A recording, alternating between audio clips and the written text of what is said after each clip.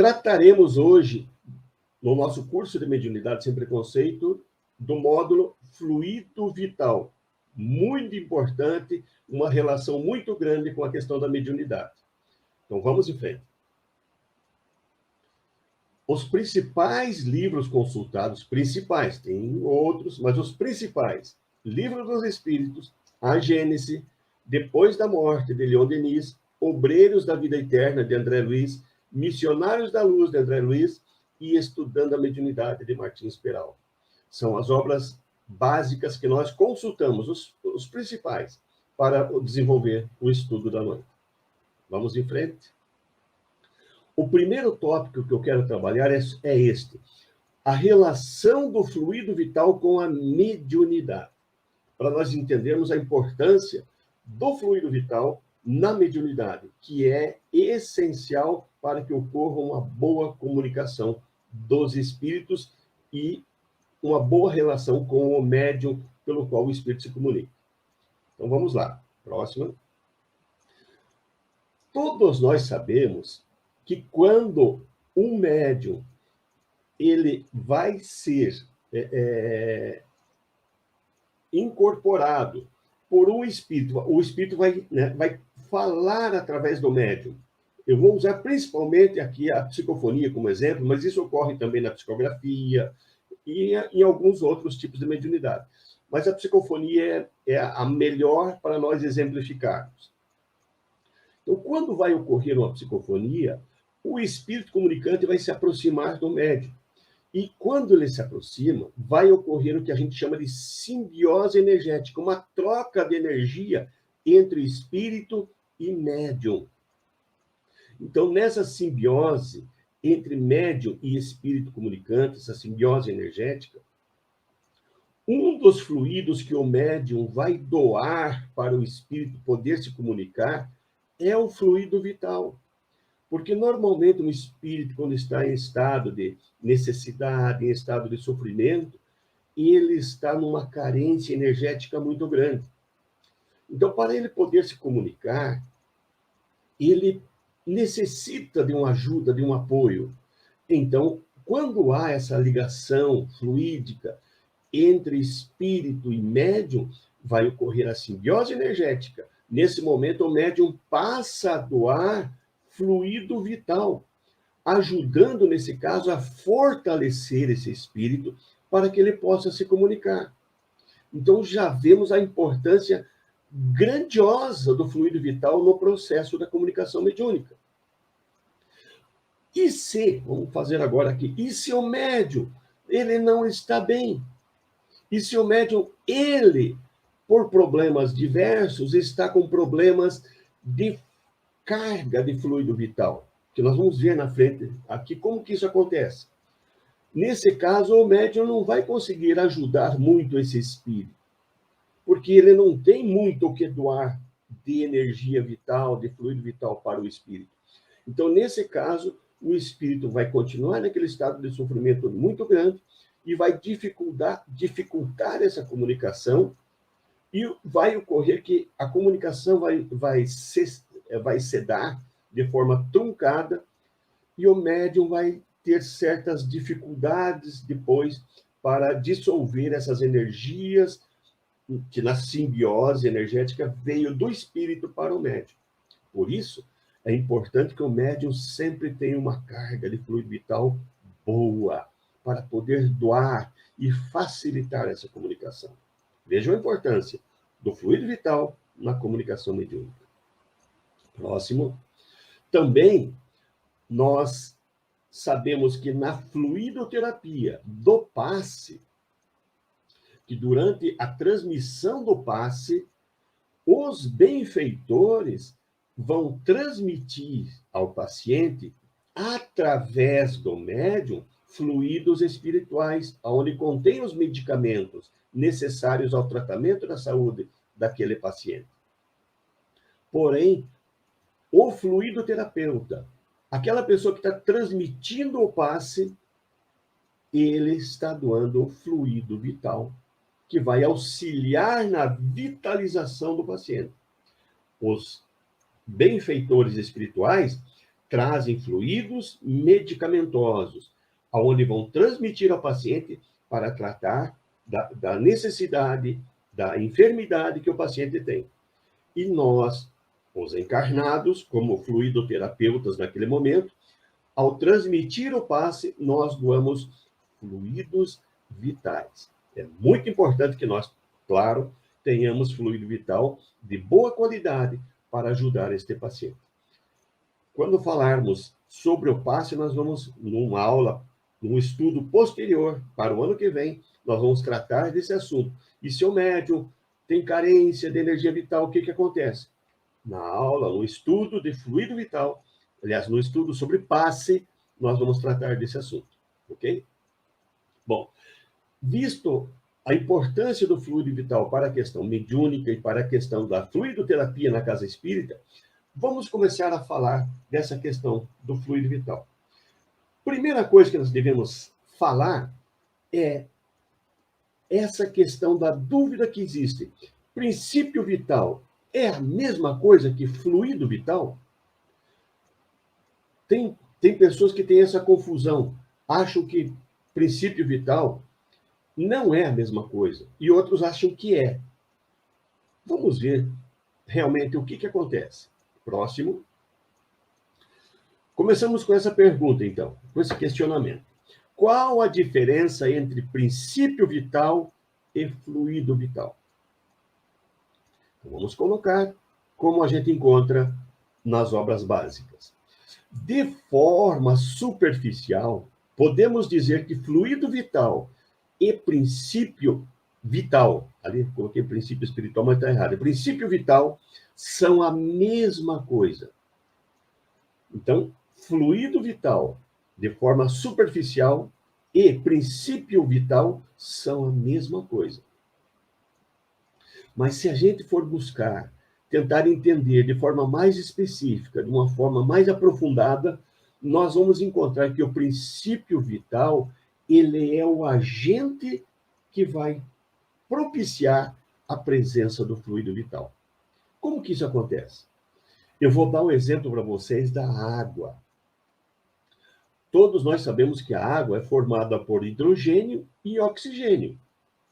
Se eu juntar somente água, na água, né, para formar a água, hidrogênio e oxigênio, só juntar essas moléculas, ele não vai formar, esses átomos, né, ele não vai formar água. Não basta eu ter hidrogênio, não basta eu ter oxigênio para que forme a água. Eu preciso de um agente que faça com que do hidrogênio e o oxigênio juntos se transformem em água. Esse agente é uma faísca elétrica. À medida que essa faísca acontece quando se juntam hidrogênio e oxigênio, nós vamos ter água. Então, a faísca elétrica seria esse agente. Então, podemos dizer, de forma mais específica, que o princípio vital é uma espécie de ponto de partida da vida orgânica. E o fluido vital é uma energia que mantém a vida. Ok? Vamos fazer uma analogia, um outro exemplo. Próximo.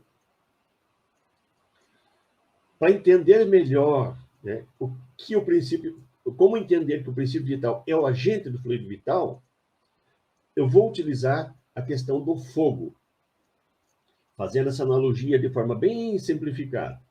Então, a faísca é o agente que dá origem ao fogo. Sem ter a faísca, não existe fogo. Agora, eu não consigo distinguir quando um termina e quando começa o outro. Por isso, nós consideramos faísca e o fogo a mesma. Quando a gente risca um palito de fósforo, a gente acende um isqueiro, como está ali na imagem, ele tem que ter uma faísca para gerar o fogo. Então, a faísca já seria o fogo. Já seria o princípio que dá origem ao fogo. Assim, o princípio vital também, ele é o princípio. Ele, ao se ligar na matéria orgânica, né, ele passa a dar vida. A se ligar à matéria, ele passa a dar vida orgânica. Quando o princípio vital se liga à matéria, ele dá vida orgânica. Essa vida, ela passa a ser contínua. Porém, vamos voltar ao exemplo do fogo. A faísca veio, surgiu o fogo. Mas se eu não alimentar o fogo com algum combustível, esse fogo vai se extinguir. Então, para que o fogo se mantenha aceso após a faísca gerar o fogo, é preciso que ele seja mantido, que haja uma manutenção, que eu coloque ali no fogo substâncias que vão gerar, dar continuidade. Pode ser lenha, pode ser gás, uma série de coisas que eu posso manter um fogo aceso.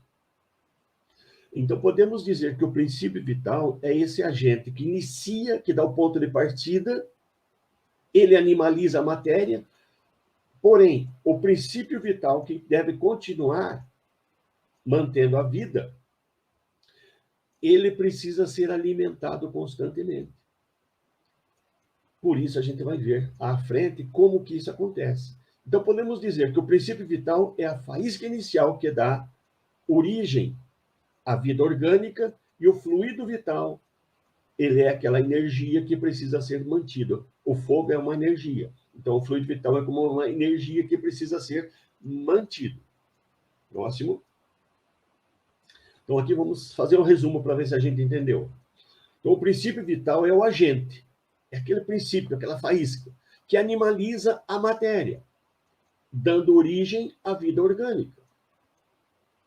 Então, basicamente, o princípio vital é aquele ponto de partida onde a matéria fica animalizada.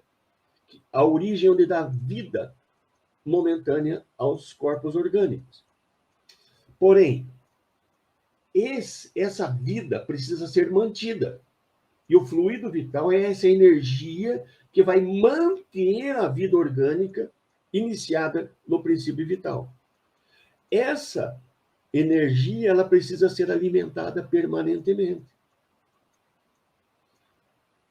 Acho que deu para a gente entender que se a gente analisarmos, assim como fazemos o fogo, sem a faísca não existe. Um continua o outro. Assim, o princípio vital e o fluido vital. O princípio vital é o que dá o início. O fluido vital mantém. Mas um não vive sem o outro. Eu não vou poder manter a vida se não tiver um ponto de partida. Por isso que se diz que princípio vital e fluido vital é a mesma coisa. Ok? Vamos em frente. Bom, vamos pegar a questão, a partir de agora, estudar a questão 62 do Livro dos Espíritos, onde fala da animalização da matéria. Vamos lá. Questão 62. Qual que é a causa da animalização da matéria? E os espíritos responderam: sua união com o princípio vital. E dizem: a vida é um efeito devido à ação de um agente sobre a matéria. Então, existe a matéria orgânica, existe a matéria, né? Que se eu não der um princípio de vida a ela, ela vai continuar sendo uma matéria inorgânica. Mas como eu dei um princípio de vida, ela passou a ser orgânica. Então, quem deu esse princípio? Quem foi o agente? Princípio vital. Então, a matéria, se unindo ao princípio vital, que é o agente, vai animalizar a matéria.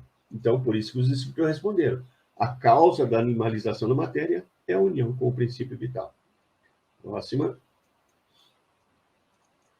Bom, vamos falar um pouquinho, então, de matéria orgânica e matéria inorgânica, que consta da questão 61 até a 66. Na questão 61, a pergunta que Kardec faz aos espíritos: há diferença entre a matéria dos corpos orgânicos e a dos inorgânicos? Existe diferença entre o que forma as coisas inorgânicas com as orgânicas? E aí, os espíritos respondem a Kardec que a matéria é sempre a mesma, porém, nos corpos orgânicos está animalizada. Ou seja, tudo que é inorgânico, as pedras, os minerais, eles têm o mesmo princípio. Tudo vem do fluido cósmico universal. mesmo princípio. Porém, a matéria que compõe os corpos orgânicos está animalizada pela sua união com o princípio vital. Próxima. O princípio vital é um só para todos os seres orgânicos? Então, para todos aqueles que já está a matéria animalizada, o princípio vital é igual? E a resposta é sim. Então, desde das plantas, desde os animais e nós, os hominais, o princípio vital é um só. Porém, ele é modificado segundo as espécies. Quanto mais evoluído vai ficando essa matéria orgânica, mais sutilizada, esse princípio vital, né? Esse fluido vital também, ele vai se modificando, vai também ficando mais sutilizado. É mais grosseiro nas partes iniciais da criação e mais sutil nas partes que vão evoluindo, na matéria. Então, ele vai se modificando segundo as espécies. Ok, vamos em frente. Vamos falar da origem do princípio vital. De onde veio o princípio vital? Qual que é a origem do princípio vital? Na questão 64, Kardec pergunta: vimos que o espírito e a matéria são dois elementos constitutivos do universo. O princípio vital seria o terceiro? E os espíritos responderam: não. Ele tem sua origem na matéria universal modificada. Então, Kardec pergunta: nós temos na criação divina dois elementos, espírito e matéria. Temos dois elementos. O princípio vital seria um terceiro? Os espíritos dizem: não. Ele faz parte da matéria universal modificada. Então, para nós entendermos, eu coloquei ali alguns exemplos. O oxigênio, por exemplo, o hidrogênio, todos eles têm origem no fluido cósmico universal. Toda a tabela periódica que nós conhecemos tem origem no fluido cósmico universal. O princípio vital, o fluido vital, tem origem no fluido cósmico universal. Então, tudo tem origem na matéria. Então, não é um terceiro elemento, como Kardec perguntou. E os espíritos afirmam que não é. Ele é a matéria modificada. Próximo. Questão 65. O princípio vital reside em alguns dos corpos que conhecemos? E os espíritos responderam: ele tem por fonte o fluido universal. E aonde que ele fica? Na verdade, então, o princípio vital, ele é o intermediário, é o elo existente entre o espírito e a matéria. O nosso corpo físico é constituído de matéria, de fluido cósmico universal, modificado. O nosso perispírito também é matéria, também vem do fluido cósmico. As partes que constituem, os elementos que constituem o perispírito e o corpo físico têm a mesma origem, fluido cósmico universal. Porém, o corpo físico é mais denso, o perispírito é mais sutil, mas é matéria. Então, o nosso espírito, para poder se ligar ao perispírito e poder se ligar ao corpo físico, ele precisa de um intermediário para dar vida à matéria perispiritual, para dar vida à matéria física. Então, esse princípio vital, ele une, ele parte, né? É o nosso espírito se unindo às matérias dos corpos que o rodeiam.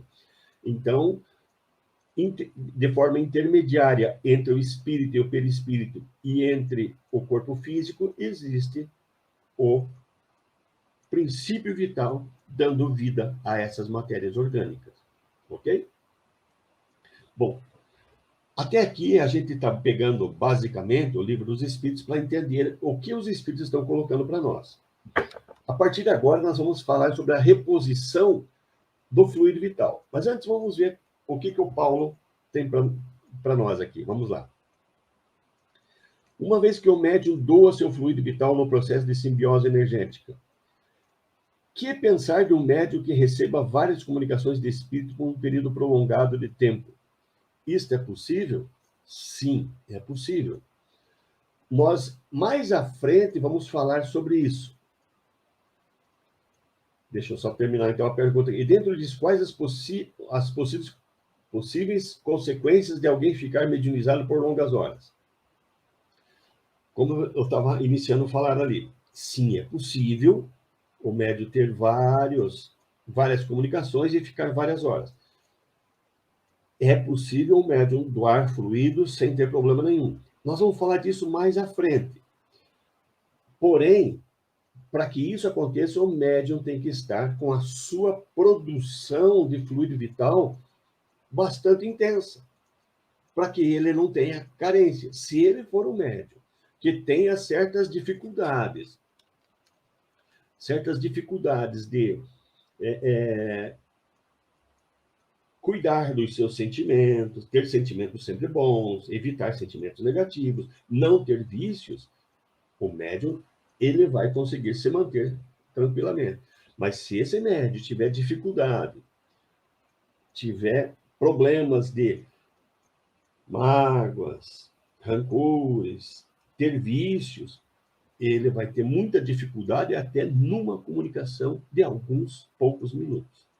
A gente vai falar disso mais à frente, mas isso pode sim. Vamos ver o que o Ulisses diz para nós aqui. Podemos dizer que o choque anímico é o mesmo que a transmissão do fluido vital na comunicação? Perfeito. É isso, Ulisses. O choque anímico, na verdade, é quando o espírito recebe essa carga de fluido vital para poder propiciar a comunicação. O choque anímico é onde exatamente o fluido vital está sendo transmitido do médium para esse espírito que vai comunicar. Ok? Bom, agora, a partir de agora, eu queria falar justamente nessa questão. Se nós já entendemos que fluido vital, princípio vital, fluido vital é a mesma coisa, um é o começo do outro, o outro mantém, né? Um dá o princípio e o outro mantém, mas é a mesma coisa. Como é que a gente pode repor o fluido vital para a manutenção da nossa vida? Nós falamos que o fluido vital ele deve ser mantido. À medida que tem o princípio vital, dá o start, animaliza a matéria, nós passamos a ter vida orgânica. A partir daí, essa energia vital precisa ser mantida continuamente para que a vida permaneça. Como que é feita, então, essa manutenção, essa reposição do fluido vital para a manutenção da vida? Vamos ver a partir de agora isso. É muito interessante. Começamos dizendo o seguinte: a maior parte de fluido vital que nós necessitamos é extraído do fluido cósmico universal, de forma automática e inconsciente, através dos centros de força do perispírito, também conhecidos como chakras. Esse estudo dos centros de forças nós já fizemos no ano de 2020, né? Essa aula, esse estudo está lá para quem quiser recuperar, dar uma olhada. Então, a maior parte do fluido vital que nós precisamos para manter a vida é extraído do fluido cósmico universal de forma automática, de forma inconsciente, através de todos os centros de forças. Mas vamos seguir.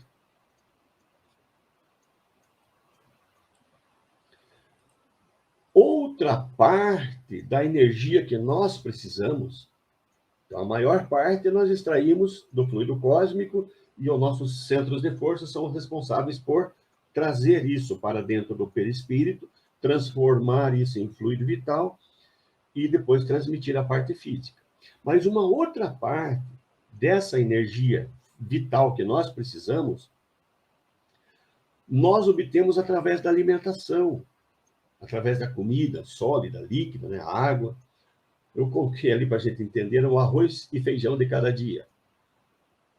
E uma outra parte dessas energias vitais nós absorvemos através da respiração. Vamos ver no livro Missionários da Luz, próxima. Vamos ver no livro Missionários da Luz o que tem para nós ali que está sendo dito pelo Espírito Alexandre numa explicação para o André Luiz.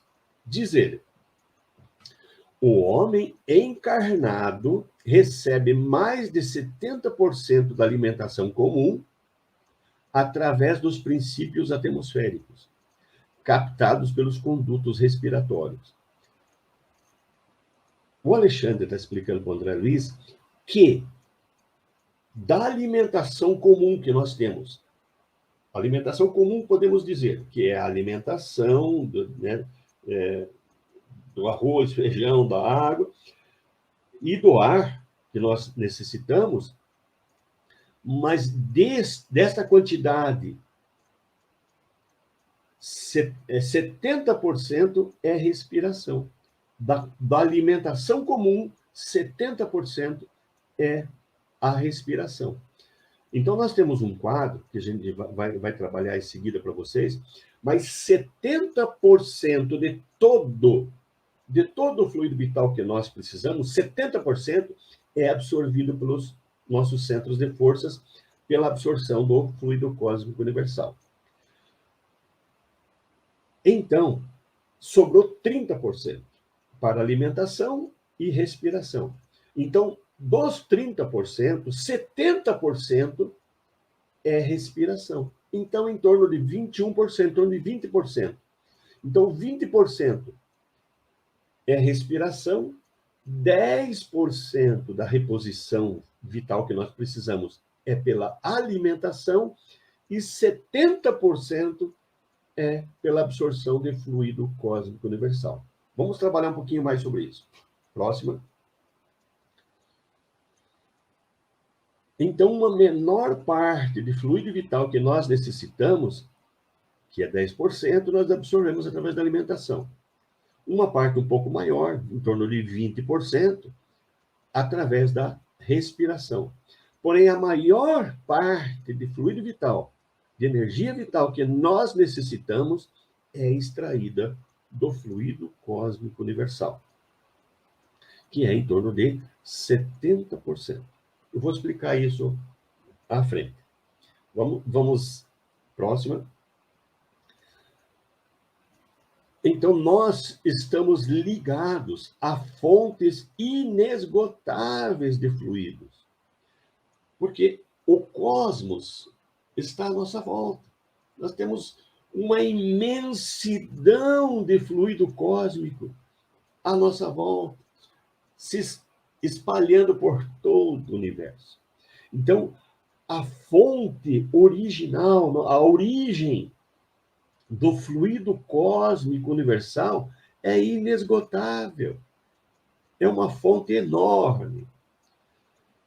E nós podemos, então, transformar esses fluidos cósmicos inesgotáveis em fluidos vitais. Então, próxima. Nessa nutrição energética acontece, né, em geral, de forma inconsciente, nós nem percebemos que isso, a gente não fica controlando a nossa respiração. Isso acontece de forma constante. Então, da mesma forma, nós estamos constantemente absorvendo fluido cósmico universal.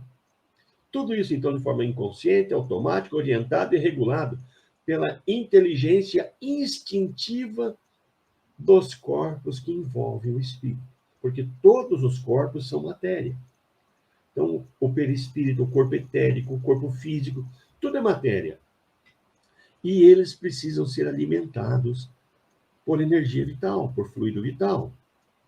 São já matérias animalizadas, né? Como a gente viu. Bom, vamos entender, então, como que o fluido cósmico universal é transformado em fluido vital. Próxima.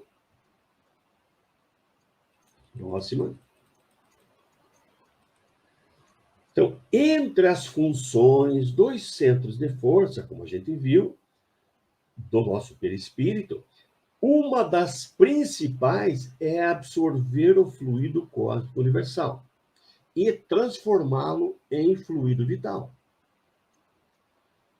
Próxima. Então, o fluido... Opa, volta um. Voltar. Foi à frente. Aí. Então, o fluido cósmico universal, quando ele é absorvido pelos centros de força do perispírito, então todos os centros de força absorvem o fluido cósmico universal. Porém, especificamente, o centro de força esplênico é o responsável de transformar fluido cósmico universal em fluido vital espiritual. Fazendo uma analogia com a nossa parte física, quando a gente se alimenta, quando a gente toma água, a gente, faz a ingestão de algum alimento, para que parte do nosso corpo físico vai esse alimento? Essa água. Ela vai para a nossa parte intermediária, para o estômago. Essa parte intermediária do nosso corpo físico. No nosso perispírito acontece a mesma coisa. Quando nós absorvemos fluido cósmico por todos os centros de forças, uma parte desse fluido cósmico ele vai ficar nessa região intermediária, aonde o nosso centro de força esplênico vai pegar esse fluido cósmico universal e transformá-lo em energia vital, em fluido vital. Assim como o nosso estômago também transforma o nosso alimento em energia vital, em fluido vital. Só que nesse momento nós estamos falando que o nosso perispírito é que está transformando o fluido cósmico universal em fluido vital. Nesse momento, esse fluido vital, ele é mais sutil. Por isso que eu chamei ele ali de fluido vital espiritual. Então, nós absorvendo o fluido cósmico, ele vai para essa região central, onde tem o nosso centro de força esplênico, e ele é o responsável para transformar fluido cósmico num fluido vital mais sutil, que eu chamei de fluido vital espiritual, para nós já diferenciarmos do fluido vital físico. Observe que eu coloquei na figura um círculo vermelho, onde ficam os chakras, os centros de forças intermediários. Ali está o cardíaco, o esplênico, onde a setinha está apontando, e o gástrico. Essa região que é a principal para fazer a ligação com toda a questão de vitalização do nosso organismo. Então, o nosso chakra cardíaco também influencia ao chakra esplênico na formação do fluido vital, para transformar fluido cósmico em fluido vital. E o chakra gástrico, ele ajuda a fazer a distribuição desse fluido vital. Porém, nesse momento, a gente viu que é um fluido vital mais sutil. Próxima. Então, os chakras intermediários do perispírito transformam o fluido cósmico universal em fluido vital espiritual. Porém, quando esse fluido vital espiritual ele vai descer por laços fluídicos em direção ao corpo físico, os chakras intermediários do corpo etérico são os responsáveis pela absorção do fluido vital espiritual e transformá-los em fluido vital físico. Ele vai adensar, ele vai misturar ectoplasma, que a gente já estudou, ele vai misturar ectoplasma a esse fluido vital mais sutil para deixar ele mais denso, para que ele fique em condições de ser absorvido pelo corpo físico. Próxima, tem um outro desenho que vai tentar mostrar isso de uma outra forma. Então inicialmente, em todas as obras que nós estudamos e encontramos o assunto corpo etérico, falam para nós que o corpo etérico é o responsável pela vitalização do corpo físico. Por essa situação, porque ele pega o fluido o fluido vital que foi criado, né, no nosso perispírito pela transformação do fluido cósmico universal num fluido vital mais sutil, fluido vital espiritual, que é metabolizado pelo perispírito. E aí o corpo etérico, quando ele vai em direção ao corpo etérico, o corpo etérico densifica esse fluido vital mais sutil, tornando ele, então, um fluido vital mais denso, apropriado para o nosso corpo, para vitalizar o nosso corpo físico. Então, é assim que o corpo etérico exerce essa função de vitalização do físico. Ok? Próximo. Tem algumas pessoas que estranham quando eu falo que o perispírito também precisa de fluido vital. Nós encontramos várias definições para essa questão do perispírito necessitar fluido também. Antes, deixa eu só ver o que a Sandra colocou para nós aqui. A gente come muito, então nós temos a necessidade física. O nosso físico exige que a alimentação seja densa. Quando nós desencarnamos, dependendo da nossa condição, que é o que eu vou falar agora, dependendo da nossa condição evolutiva, nós necessitamos também de certos tipos de alimentos no plano espiritual. Quando nós evoluirmos numa situação bem maior, nós apenas vamos necessitar desse fluido que vai ser do fluido cósmico transformado em fluido vital, sem ter necessidade de outro tipo de alimentação. Mas isso quando nós estivermos mais evoluídos. Vamos ver sobre isso. O que a Sandra colocou? Mais respiração e menos comida sólida. Exatamente. Vamos tentar nos educar, né? Quando a gente se alimenta exageradamente, a gente sente o nosso organismo, né, ele causa mal-estar quando a gente faz isso. Então, pessoas com, pessoas com problemas gástricos e alérgicos a alimentos teriam mais dificuldade de absorver o fluido cósmico universal? Não. Não é por isso. É uma situação orgânica mesmo do nosso corpo físico. Bom, vamos falar, então, do perispírito em comparação com o corpo físico. Deixa eu ver o que é. Edivaldo, não, eu partindo ali do que a Sandra falou, eu queria explorar, porque quando você falava aqui que o fluido vital, 90% do fluido vital vem do fluido cósmico. 70. Não, mas ele vem do fluido cósmico e da respiração. 90%, sim. né? Sim, Só 10% vem do alimento. E aquelas questões que a gente vê em algumas religiões, por exemplo, no hinduísmo, onde alguns religiosos ficariam vários períodos sem se alimentar. A gente teria condições de ficar assim, longos períodos sem se alimentar, absorvendo só o fluido vital dessas outras fontes, que são a grande maioria? Quanto tempo isso? Seria verídico isso ou não? As pessoas não ficam sem se alimentar, elas se alimentam de coisas mais leves, mas 100% sem nada, elas não ficam, porque o nosso organismo necessita. Então, elas comem coisas mais, algumas raízes, algumas folhas, muita água, mas precisa. 100% deixar, por enquanto, não dá para sobreviver sem alimento nenhum. Isso não é possível. Ainda não. Tá bom, meu amigo. Obrigado. Deixa eu continuar. Vamos continuar. Já vamos entender isso aí tudo aí à frente. Bom, nós vamos falar, então, só fazer uma comparação. Por que o perispírito precisa, né? Fazer uma comparação com o nosso corpo físico. Próxima. Bom, o fluido vital é uma energia que o espírito necessita para sustentar a vida, independente de estar encarnado ou não.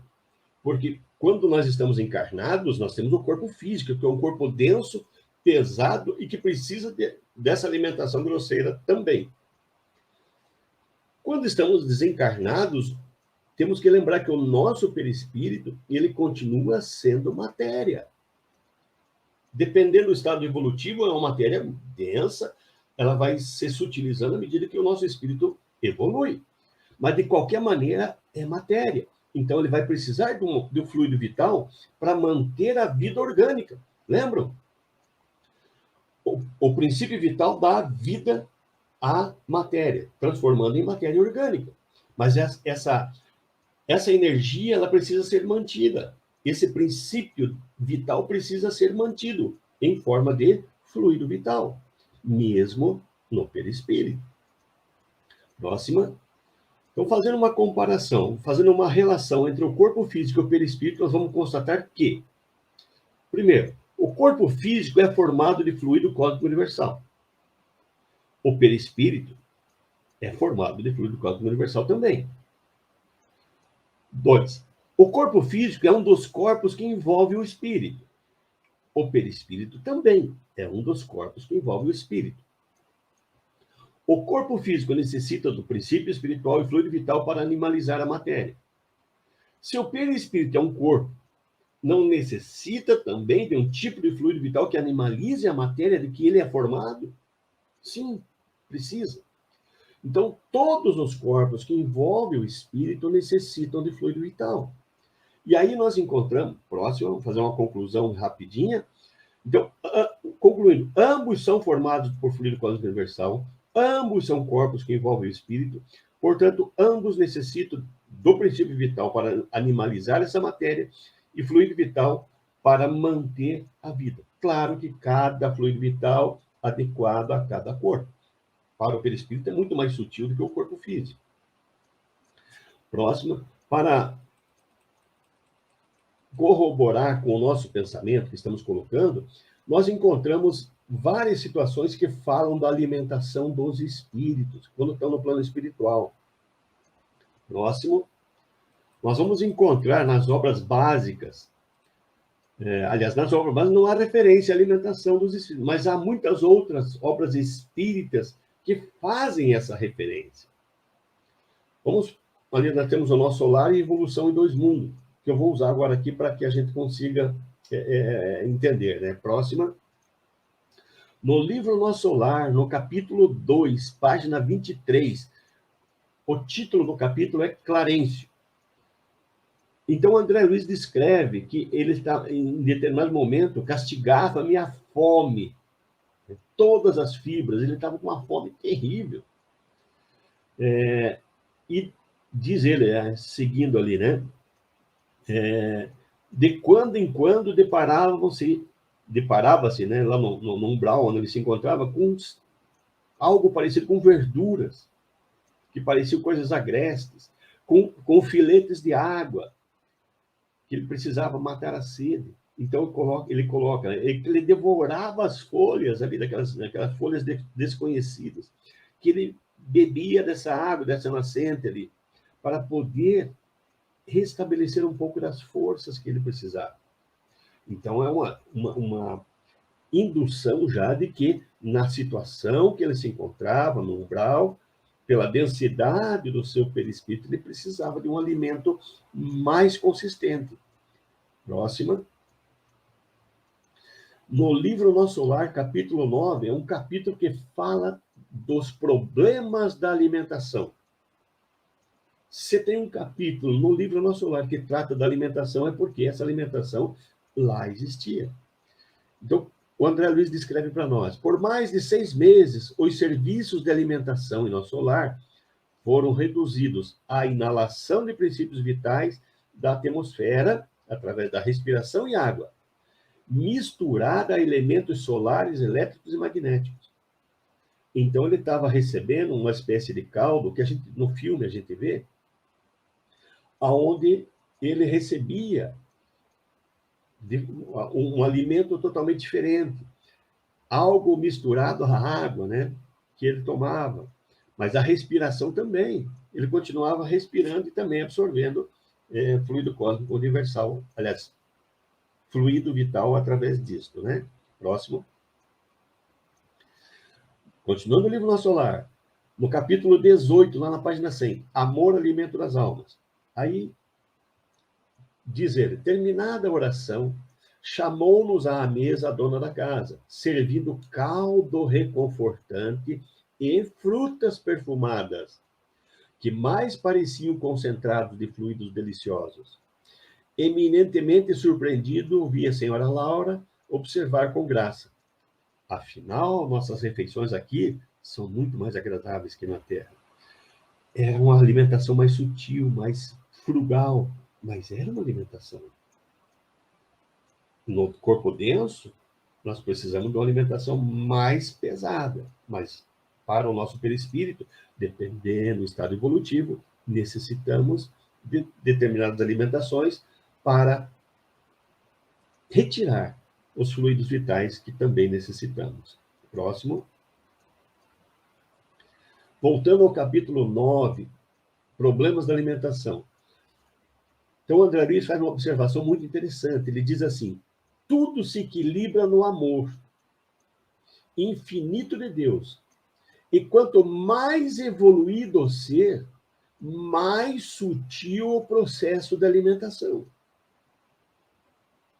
Então, quanto mais sutil, né, quanto mais evoluído é o ser, mais sutil é a alimentação. Mas ele precisa. Ele não está dizendo que quando a gente evolui não precisa. Ele está dizendo que é mais sutil o processo. Nós, outros desencarnados, necessitamos de substâncias suculentas, tendentes à condição fluídica. E o processo será cada vez mais delicado à medida que se intensifique a ascensão individual. Próximo. Aqui nós encontramos o livro Evolução em Dois Mundos. Lá na segunda parte, capítulo 1, onde é tratado sobre a alimentação dos desencarnados.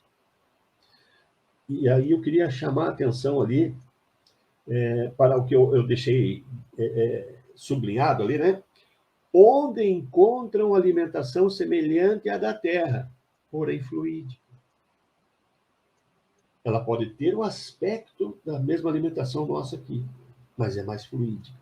Ela não é tão densa, mas é uma necessidade de alimentação que os espíritos precisam. Ok? Bom, eu não quero me delongar aqui, eu só queria fazer a demonstração. Próxima. Aí nós já estamos chegando agora à questão 70 do Livro dos Espíritos. A pergunta é, o fluido vital se esgota? Vamos ver a resposta dos Espíritos. Próxima. A quantidade de fluido vital se esgota e pode vir a ser insuficiente para manter a vida, se não for renovada pela absorção e assimilação das substâncias que o contém. Então, se nós não tivermos uma quantidade de fluido vital para manter a vida, pode ser insuficiente para que essa vida seja mantida. Se não for renovado. Por isso que a gente se alimenta todo dia, por isso que a gente tem que tomar água, por isso que a gente respira continuamente. E é por isso que continuamente continuamos absorvendo o fluido cósmico universal e transformando em fluido vital. Próxima. Na Gênesis, lá no capítulo 10, no item 18, o Kardec faz para nós uma analogia. Ele fala assim que a atividade do princípio vital é alimentada durante a vida pela ação do funcionamento dos órgãos, do mesmo modo que o calor pelo movimento de rotação de uma roda. Quando uma roda está girando, ela não esquenta. O calor é uma energia. Por isso que às vezes a gente chama fluido, né, de energia, porque Kardec está colocando, os espíritos explicam, é a mesma coisa. Então, quando você cessa de alimentar, de ter fluido vital, essa energia para manter a vida, como está ali, ó, cessada essa ação por motivo da morte, o princípio fluido vital se extingue, como o calor quando a roda deixa de girar. Então, se o carro para, a roda começa a esfriar, o calor se dissipa. Então, a mesma coisa vai acontecer. Se nós não alimentarmos com fluido vital continuamente os nossos corpos, que está animalizado agora, pela, né, união do princípio vital. E lembrando, princípio vital e fluido vital é a mesma coisa. Quando a gente encontra a atividade do princípio vital é alimentar durante a vida, entenda-se também que está se falando de fluido vital, que é a mesma coisa, como a gente viu anteriormente. Né? Tecnicamente, a gente viu que o princípio da vida é como fosse o início, o princípio vital. Só que depois ele é alimentado, e isso são energias que nós temos que buscar o tempo todo para manter a nossa vida.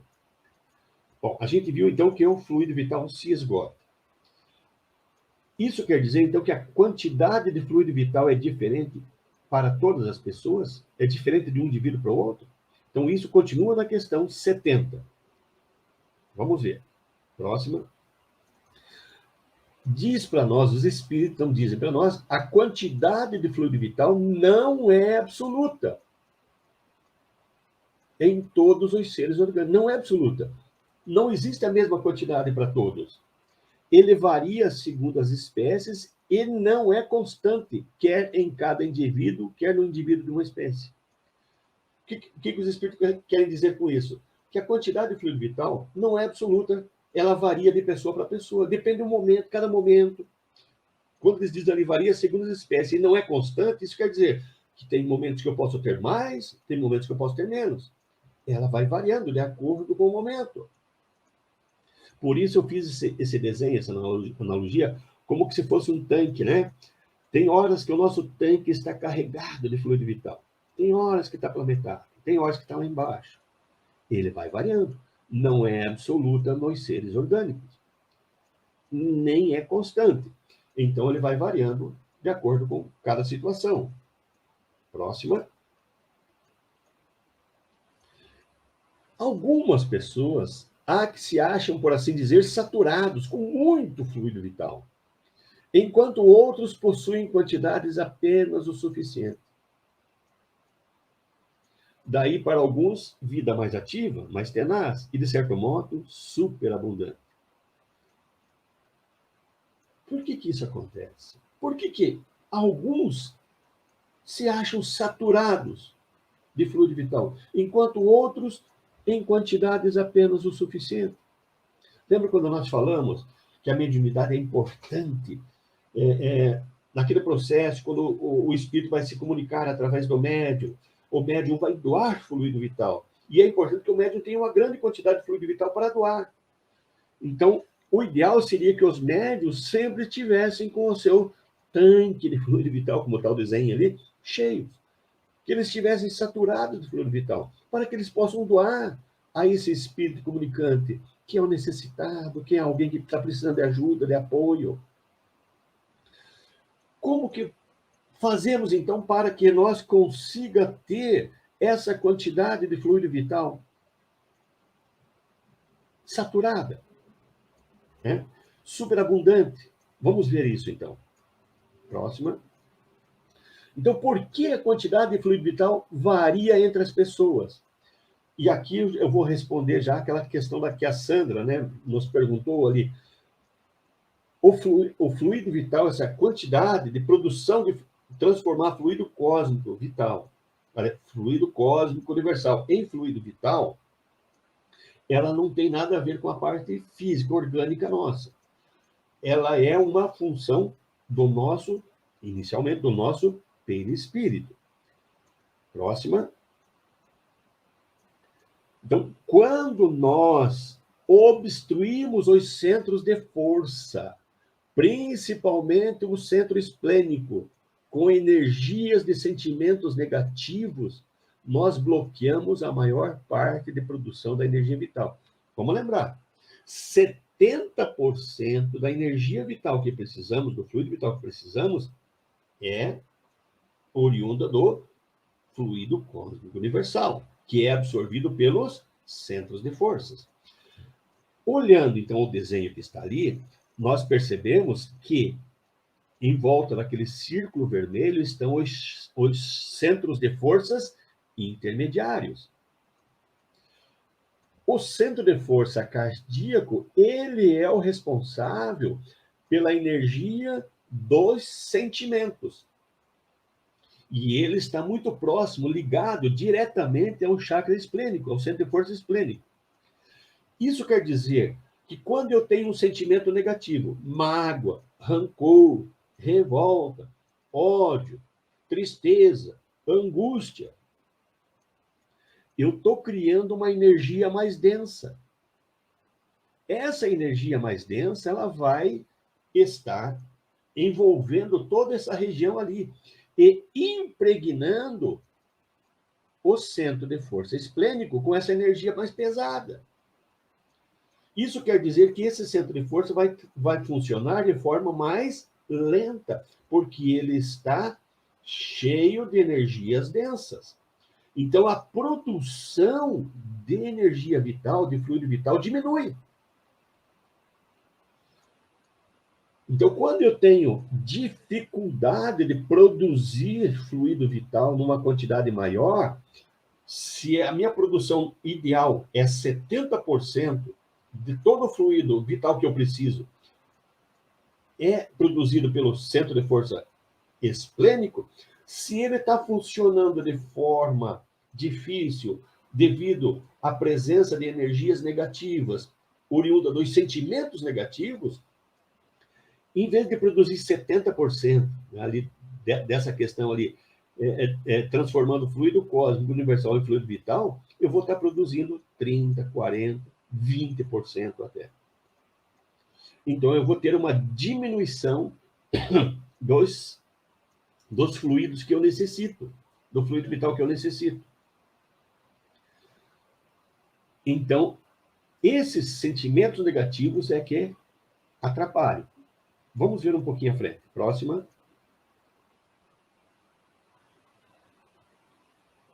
Nós falamos que sentimentos negativos, então, dificultam a produção de fluido vital e transformar fluido cósmico universal em fluido vital.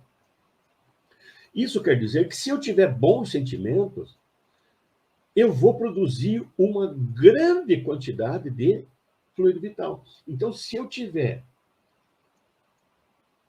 sentimentos bons, amor, gratidão, simpatia, tolerância, paciência, compreensão, caridade, perdão, respeito, entre outras. Se os meus sentimentos forem estes, os meus centros de forças, principalmente o cardíaco e o esplênico, que sofre influência direta do cardíaco, vão estar limpos, vão estar funcionando de forma perfeita. E vai permitir que o meu centro de força esplênico produza uma grande quantidade de fluido vital. E aí eu vou ter aquela produção, aquela quantidade abundante. O meu tanque fica cheio de fluido vital.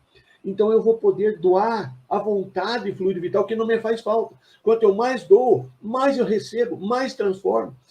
Fluido cósmico e fluido vital, mais eu estou fazendo. E não sinto falta nenhuma. Agora, quando eu tenho maus sentimentos,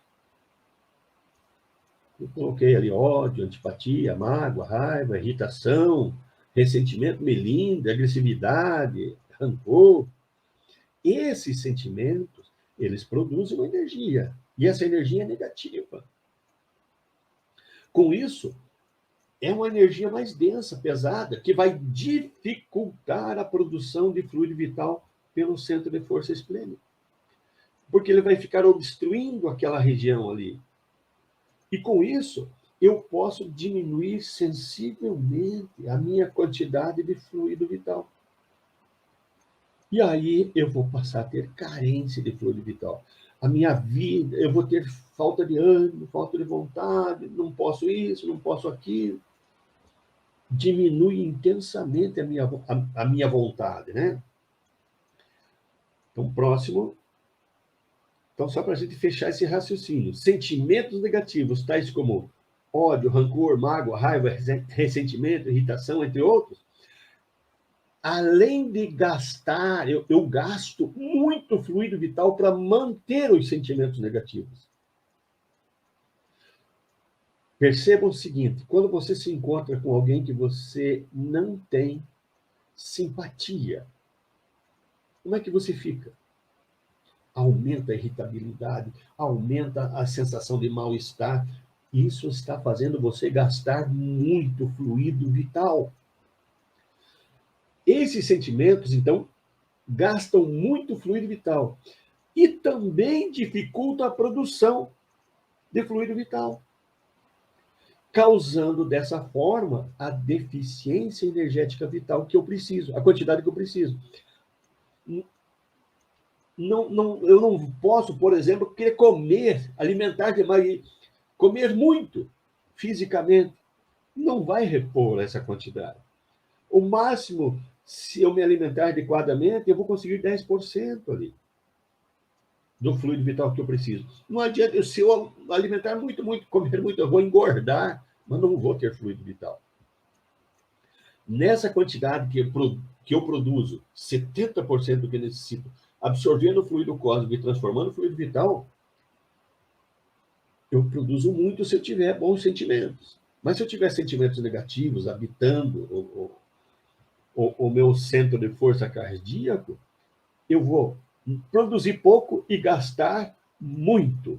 E vou ter deficiência energética. Próxima. Outras coisas que também ocasionam um consumo muito grande de fluido vital é os vícios. Substâncias químicas como nicotina, como álcool ou outros entorpecentes, na metabolização, em vez de eu produzir fluido vital, a pessoa que está fumando, ela está destruindo o fluido vital produzido pelo oxigênio da respiração. A pessoa que tem o vício do álcool, quando ela está embriagada, ela destrói o fluido vital que a alimentação dela estava produzindo. Então, toda pessoa que tem sentimentos negativos e tem vícios, tem carência de energia vital. Portanto, temos que combater os maus sentimentos e eliminar os vícios.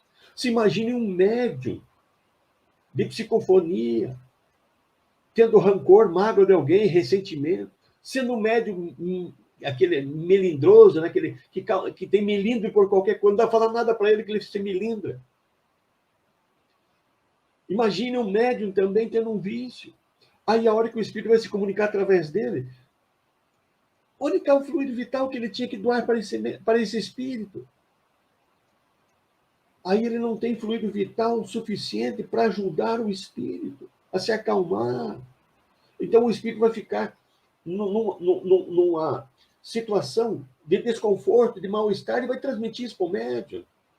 E o médium vai absorver toda essa situação de mal-estar, de situação ruim da comunicação, sendo que ele podia ter acalmado o médium doando fluido vital para o médium, vitalizando, dando força, acalmando aquele espírito. Próxima. Por isso é que a quantidade de carga energética varia de pessoa para pessoa. Por isso que os espíritos variam de cada pessoa, não é constante. Por quê? Porque depende dos nossos sentimentos. Quanto melhor os nossos sentimentos, a carga aumenta, é carga ideal. Quando nós temos mais ou menos a meia carga, tem hora que eu estou bem, tem hora que eu fico com mágoa, com rancor, triste, revoltado, fico com meia carga. E aqueles que vivem permanentemente com mágoa, rancor, revoltados, cheios de ressentimentos, estão com pouca carga energética. Não existe, então, um limite para a quantidade máxima de energia vital. Vamos lembrar, quanto mais, melhor. A vida é mais ativa. Não existe limite. Eu tenho que ter sempre um mínimo para sustentar a vida. Mas quanto mais, melhor. Nesse processo de doação de fluidos. Próxima. Então, é exatamente isso que está na questão 70, né? O fluido vital se transmite de um indivíduo para o outro. Por isso, nesse sistema, se eu tenho carência, tem outras pessoas que têm em abundância e vão transmitir para mim. Mas vamos falar disso já em seguida. Vamos ver o que o Edson Meu tem para amigo, nós. não, eu queria te perguntar o seguinte: acabou o fluido vital, desencarna, correto? O raciocínio é Não, esse, né? não, não. Não? Não, desencarna não, morre fisicamente. Vamos mudar a palavra. O Não. corpo físico morre. A Com gente vai fluido ver na vital. sequência ali que não é bem assim. Já na sequência nós Mas chegamos ali. o que eu queria te perguntar era o seguinte, com base nisso aí, é possível, assim, naqueles casos de depressão profunda, que a pessoa perde a vontade de viver, ela provocar a própria morte pela ausência de fluido vital? Então, a gente vai ver já em seguida. Mas o que causa a morte é, é, a, é, a, é os órgãos nossos, os nossos órgãos paralisando. Ele pode ter como causa falta de fluido vital, ou seja, falta de se alimentar, que vai ocasionar a parada dos órgãos vitais. Então, não quer dizer que a morte seja por causa do fluido vital. A morte em si é a falência dos órgãos. A gente vai ver isso. O Kardec perguntou isso para os espíritos. Porém, a origem disso pode estar na carência da alimentação mesmo, né? Vamos lá, o Elcio, meu irmão, aí, vamos lá. Quando eu gasto, né, consumo a energia vital além do normal, estou me predispondo a doenças, resultado do meu livre-arbítrio, claro. Sim, Elcio. Porque quando eu estou com carência de fluido vital, a minha imunidade se torna mais baixa. E eu estando com a imunidade baixa, eu estou predisposto a muitas doenças aparecerem. A tua pergunta é boa, né? Vem bem no sentido de a gente concluir esse raciocínio melhor. Então, quando eu tenho carência de fluido vital, eu estou com a minha imunidade, vai ocasionar minha imunidade se tornar mais baixa e as doenças tendem a aparecer. Uma é consequência do outro, um puxa o outro, né? É isso mesmo.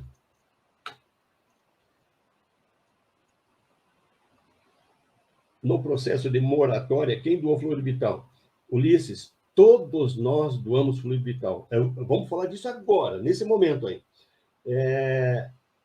Todos nós doamos fluido vital, todos nós. O que nós deveríamos fazer é ter uma quantidade de fluido vital, você está ligado com o fluido cósmico universal, tendo bom sentimento, e está produzindo sempre fluidos vitais para não nos fazer falta. O problema é que quando a gente vai para dar um passe, por exemplo, e naquele dia a gente teve discussões, né, com alguma pessoa no serviço, seja de que forma for, aí você vai dar passe. Naquele dia, a tua produção baixou ao extremo. E aí você não tem para dar passe. Você não tem o suficiente para doar. É nesse momento que a espiritualidade tem que agir, nos isolando, para que nós não interfira, não transmita um fluido que não seja bom para a pessoa que está ali recebendo, né? Então, vamos lá. Juntando com a tua pergunta, Ulisses, olha aí. O fluido vital se transmite de um indivíduo para o outro? Está na questão 70, na resposta à questão 70, né?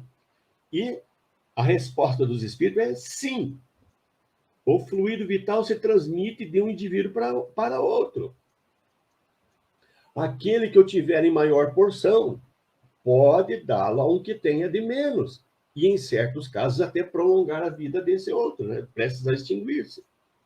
Acontece muito de pessoas que estão necessitando, estão com carência de fluido vital, vão tomar um passe e melhoram. Se ela não tomasse aquele passe, ela poderia, juntando com a questão que o Elcio fez, ela poderia adquirir uma enfermidade, poderia piorar, e aquele passe vai dar um prolongamento melhor da vida daquela pessoa, né? Bom, então a resposta é sim, né? Nós transmitimos o fluido vital de um para o outro. Vamos ver o que a Marília pergunta. Em caso de necessidade, o médium passista em boa recuperação de saúde pode transmitir passe? Nós vimos que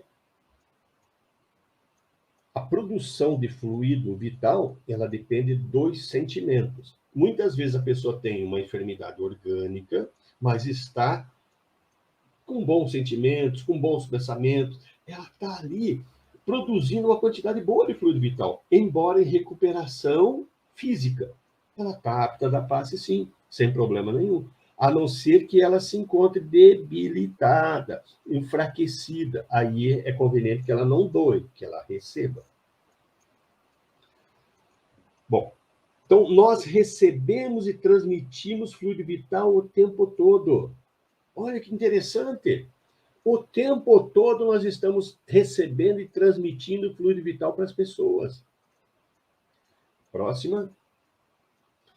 Então, quando nos aproximamos de outra pessoa e tivermos algum contato, uma relação, um diálogo, vai ocorrer a simbiose energética. Se eu estou na rua passando por várias pessoas, nesse momento não está acontecendo nada, porque não está havendo essa interação entre as pessoas.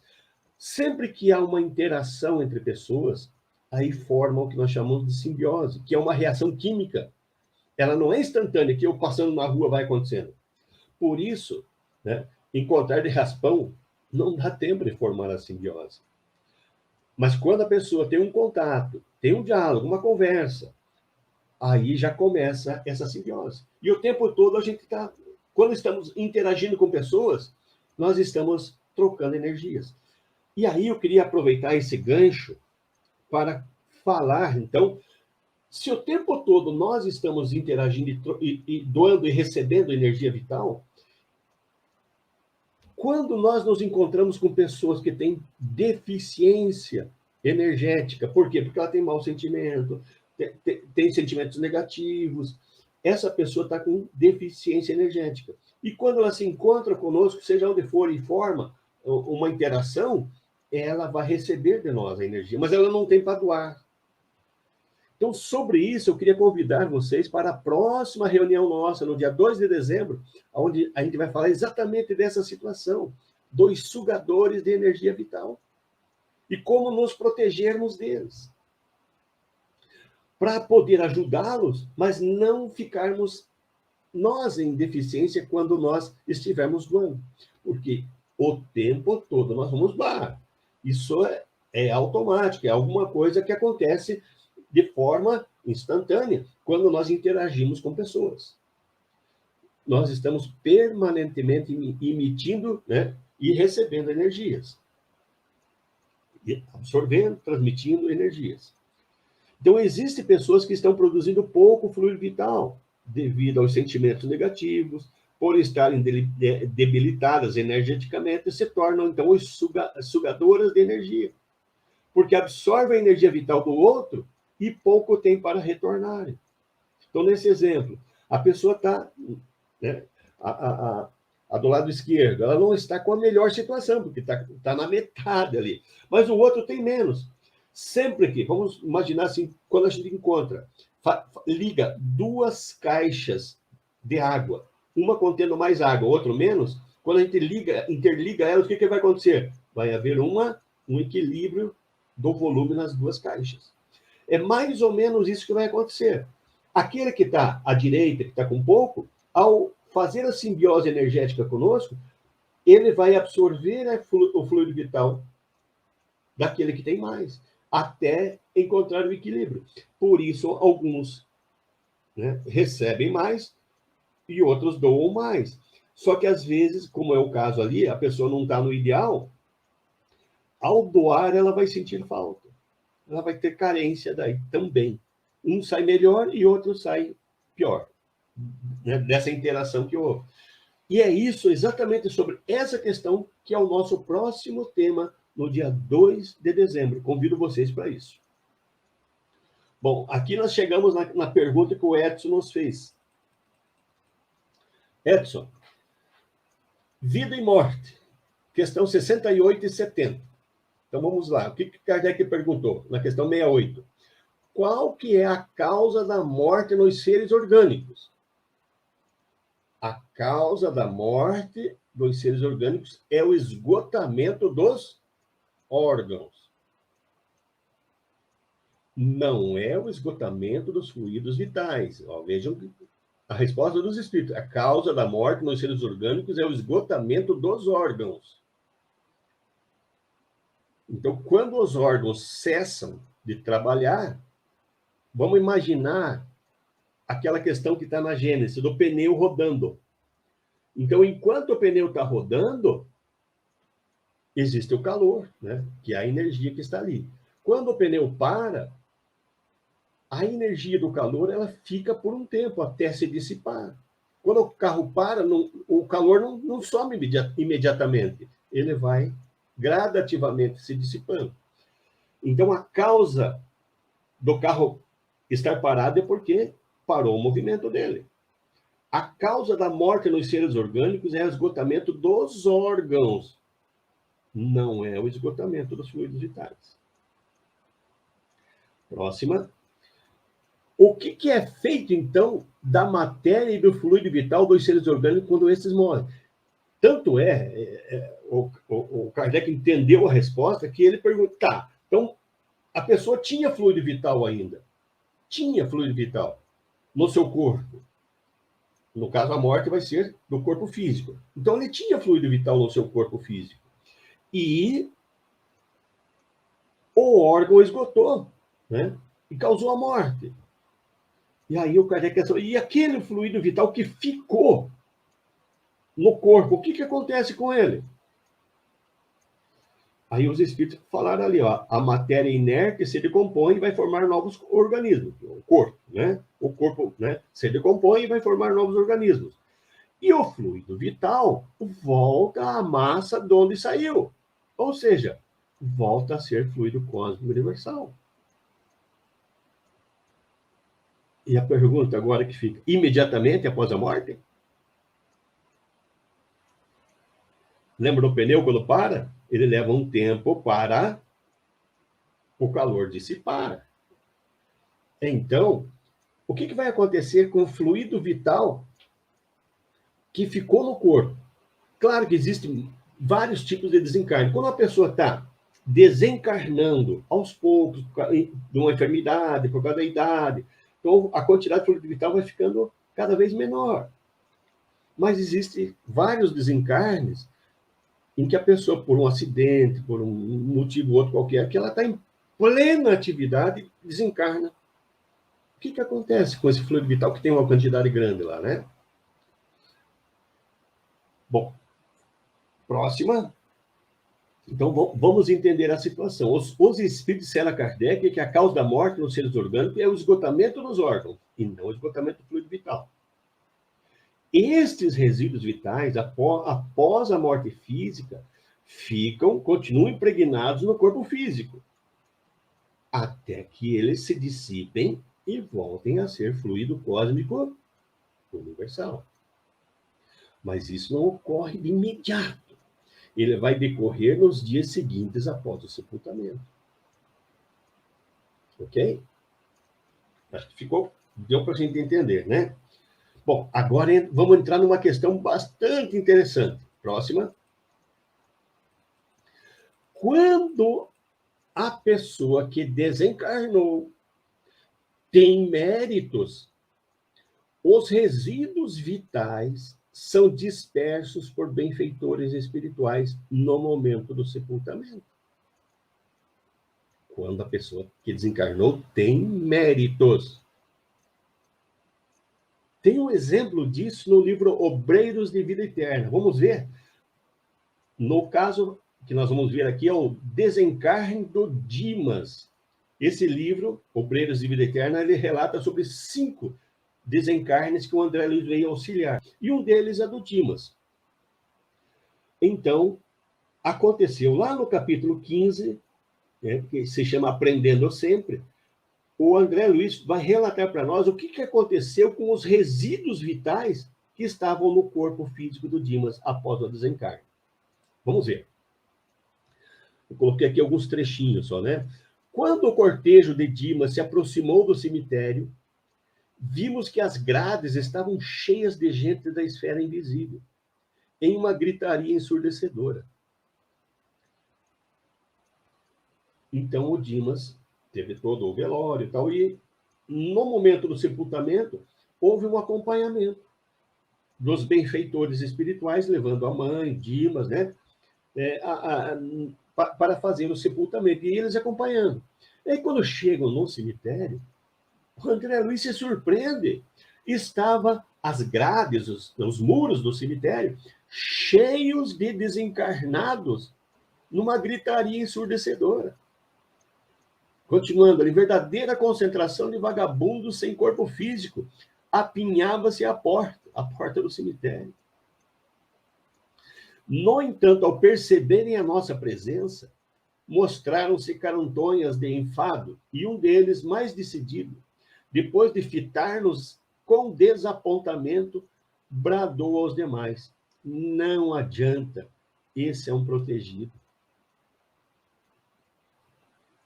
Eles ficam esperando os espíritos, as pessoas que desencarnam, eles ficam aguardando os corpos das pessoas que desencarnaram. Para quê? Vamos lá, segue. E aí, o André Luiz continua dizendo para nós, olha, o padre Hipólito vai dizer para o André Luiz, a nossa função, acompanhando os despojos de Dimas, então esclareceu o padre Hipólito, não se verifica apenas no sentido de exercitar ao desencarnado para os movimentos iniciais da libertação. Destina-se também à sua defesa. Continuando, nos cemitérios costuma congregar-se compacta fileira de malfeitores, atacando vísceras cadavéricas para subtrair os resíduos vitais. Olha só em que coisa, hein? Após o desencarne, os espíritos, ainda muito apegados às coisas físicas, vão aos cemitérios subtrair os resíduos vitais dos recém-desencarnados. Próxima. Continuando, então, logo após Jerônimo, que era o benfeitor que estava com o André Luiz, inclinou-se piedosamente sobre o cadáver, no ataúde, momentaneamente aberto antes da inumação, e através de passes magnéticos longitudinais, extraiu todos os resíduos de vitalidade, dispersando-os em seguida na atmosfera, para que inescrupulosas entidades inferiores não se apropriassem dele. Precisa avaliar toda essa situação, né? Então, quando desencarnamos, principalmente se nós somos pessoas que temos vícios, principalmente pessoas com vícios de álcool, nicotina, os entorpecentes de modo geral, esses espíritos mais apegados à matéria vão em busca desses resíduos vitais impregnados dessas substâncias para saciarem as suas vontades. Por isso, é importante uma vida melhor, uma vida digna, né? Com mais amor, com mais respeito aos outros, com mais prática dos ensinamentos de Jesus. Próxima.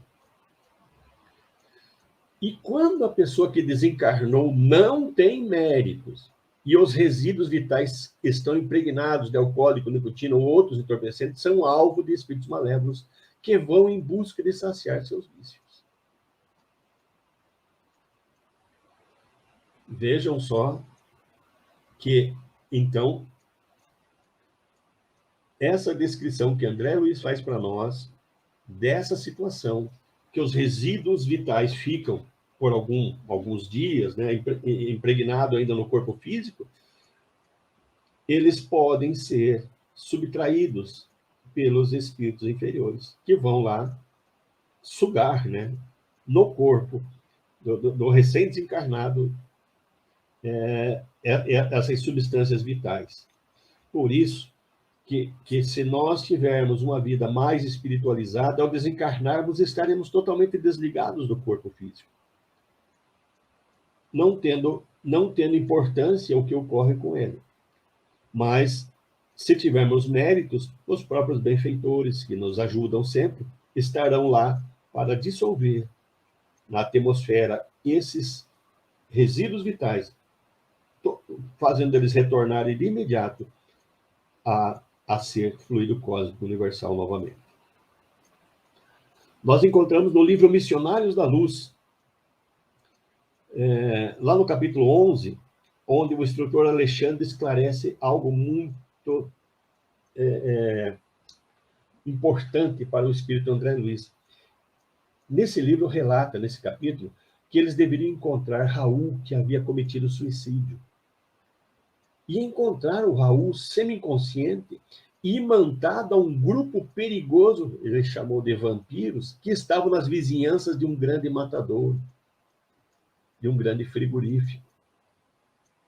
E aí ele coloca, semelhantes infelizes, falou Alexandre, abusam de recém-desencarnados sem qualquer defesa, como este pobre Raul, nos primeiros dias que sucedem à morte física, subtraindo-lhes as forças vitais, depois de lhes explorarem o corpo grosseiro. Então, o que a gente quer mostrar é que o fluido vital, ele também tem a sua conotação no processo de desencarne. Ele é importante no nosso processo de vida, mas no nosso processo de desencarne, então, nós temos que cuidar, tendo uma boa conduta, uma conduta moral, ética, para evitar esse tipo de situação. Nada acontece para aquele que vive no bem. Mas para aquele que ainda não consegue viver de acordo com os preceitos do nosso Mestre Jesus, pode passar por certas dificuldades, né? E aí tem mais uma situação que envolve a questão dos fluidos vitais. Essa aula nós vamos fazer, esse estudo nós vamos fazer no próximo ano, ele está dentro da agenda do nosso próximo ano, que é o vampirismo ou a parasitose espiritual dos espíritos nos encarnados durante a vida. E está relatado nessas 3 obras aí, Estudando a Mediunidade, Missionários da Luz e Obreiros de Vida Eterna. Próxima. Então, nós vamos estudar sobre isso no próximo ano. Então, encontramos no livro Estudando a Mediunidade, né? Vampirismo ou parasitose espiritual. A ação pelo qual espíritos involuídos, arraigados às paixões interiores, se imantam à organização psicofísica dos encarnados para sugar a substância vital. Espíritos desencarnados que se aproximam dos encarnados para sugar a substância vital. Próxima. Aqui, André Luiz, no capítulo 4, que é vampirismo, o Alexandre explica para André Luiz que bastará ao desencarnado agarrar seus companheiros de ignorância, ainda encarnados, qual erva daninha aos galhos das árvores e sugar-lhes a substância vital. Por isso que a gente está chamando também, além de vampirismo, de parasitas. São parasitas que se encostam nos encarnados, como diz ali, qual erva daninha, né, aos galhos de uma árvore, para sugar-lhes a energia vital. Próxima. O público-alvo desses parasitas, desses vampiros, são os viciados em alcoólicos, nicotina, cocaína, maconha e demais entorpecentes.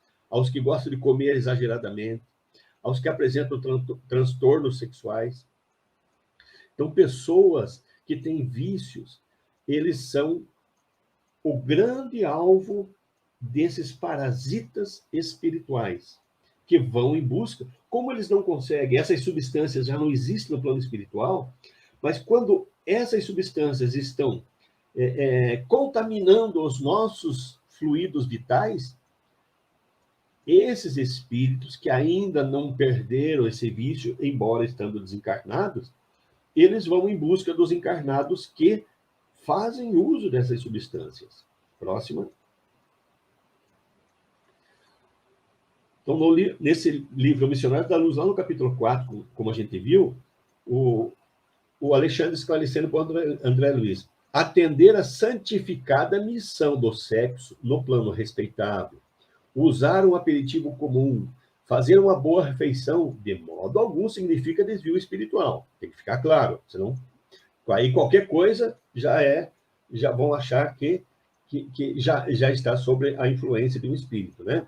Não é. No entanto, os excessos representam desperdícios lamentáveis de força, os quais retêm a alma nos círculos inferiores. Então, o André Luiz, recebendo a orientação do Alexandre, e o Alexandre falando que somente os excessos é que causam isso. Então, quando a pessoa tem vício, o vício leva ela ao excesso. Próxima. Por que o alvo dos vampiros ou parasitas espirituais são as energias vitais? É porque as energias vitais ficam impregnadas dessas substâncias químicas. E que quando, né, são absorvidas por esses espíritos parasitas, esses vampiros espirituais, vampiros de energia, eles, absorvendo essa energia vital impregnada dessas substâncias, eles têm as mesmas sensações semelhantes a que se eles estivessem como encarnados fazendo uso dessas substâncias. Por isso é importante livrar-se dos vícios, né? Próxima. Então, se o vampirismo espiritual não for contido, se a pessoa não melhorar os seus hábitos, acabar com os vícios, se não for contido, então esse domínio do espírito parasita, ele vai aumentar e vai se transformar em uma outra doença chamada de obsessão, que a obsessão também é um dos temas do ano que vem. E na obsessão, o espírito não quer dominar só a vontade, ele quer dominar também a mente, o emocional de cada um de nós. Enquanto ele é parasita, ele quer dominar a nossa vontade, para que nós façamos uso dessas substâncias. Mas quando ele passa para a obsessão, então, além da vontade, ele quer dominar o campo mental, dominar os pensamentos e os sentimentos da pessoa, né? Vamos ver o que o Madaloso tem para nós aqui. Manuel Filomeno Miranda, através de Valdo Franco, descreve cenas de vampirismo em transição planetária, onde grupos de espíritos inferiores se alimentam do fluido vital dos recém-desencarnados pelo tsunami. Exatamente, é mais um exemplo, obrigado, cara. É mais um exemplo que vem mostrar para nós sobre essa situação que nós estamos falando.